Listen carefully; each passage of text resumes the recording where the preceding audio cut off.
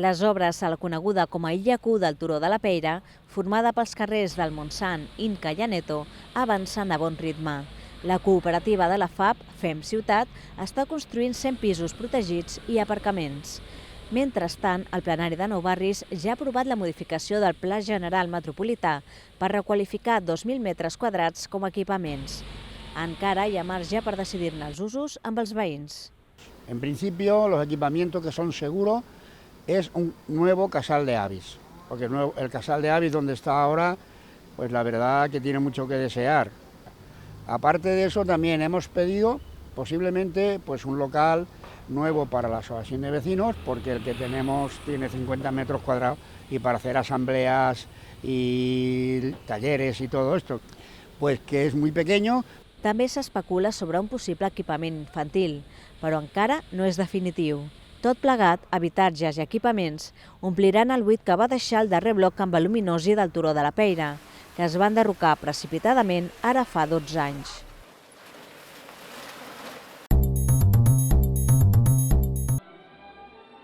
El projecte Baula ajuda els alumnes de 5è i 6è a dir el que pensen i senten a través de les arts. Aquesta iniciativa, coordinada per 2 alumnes de l'ESMUC, va néixer ara fa 4 anys a l'Escola Antaviana. És una cosa molt lenta que es va treballant com molt intern, no? Són dinàmiques a les que habitualment no hi estan acostumats a treballar, és molt de mirar-se cap endintre.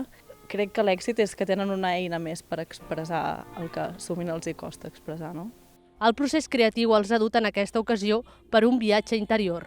Aquest any l'element que hem triat són els elements de la filosofia xinesa, que són el metall, la fusta, el foc, l'aigua i la terra. I en aquests elements, que tenen unes característiques, uns punts forts, unes febleses també, hem identificat elements nostres de la nostra personalitat, també del grup en el qual ens movem. El projecte Baula ha perdut enguany la subvenció, però el centre vol continuar la iniciativa. És per això que demanen que s'inclogui dins la partida de la Llei de Barris de les Roquetes. Això ha de tenir alguna subvenció, ha de tenir algun tipus d'ajut perquè ho puguem continuar i ampliar, si s'escau, a l'altra escola de veïna, perquè això seria ideal, no? El proper curs, l'Antaviana es convertirà en institut-escola i la intenció del centre és estendre també el projecte a secundària.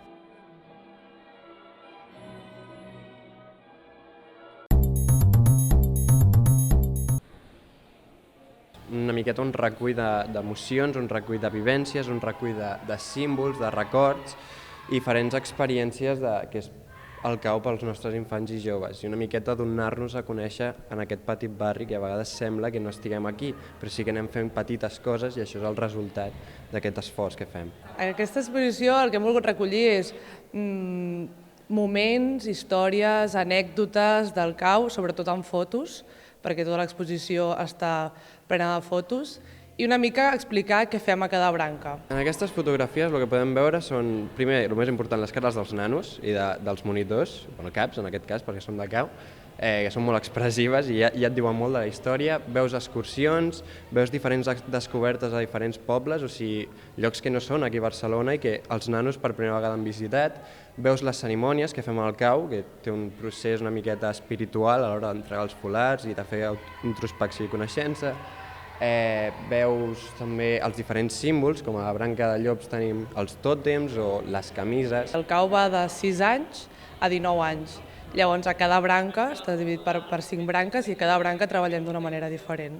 Sempre enllaçat amb l'escoltisme, amb els valors de l'escoltisme, però bueno, són diferents edats i potser als 6 anys doncs, treballes més el joc, el compartir i els més grans doncs, descobertes de l'entorn, reflexió de la societat, etc. Aquesta exposició i aquest 30è que hem celebrat ens han ajudat excaps i ex-caps i pares de nanos, o sigui, ens ha ajudat tothom.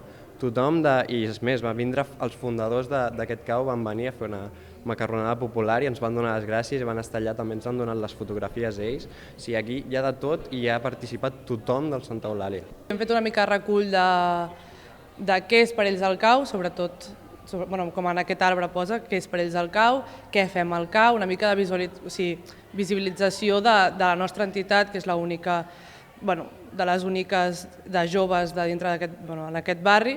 Aleshores busquem això, donar veus de hola, estem aquí. Ens hem mudat 2 vegades, vam començar a la parròquia de Santa Eulàlia, a Fabra i Puig, llavors vam haver de mudar-nos a la plaça Sóller, a l'Associació de Veïns, i ara estem aquí davant a Torre Llobeta, però els vocals ens tornen a quedar petits i haurem de, en un futur, tornar a buscar un altre lloc.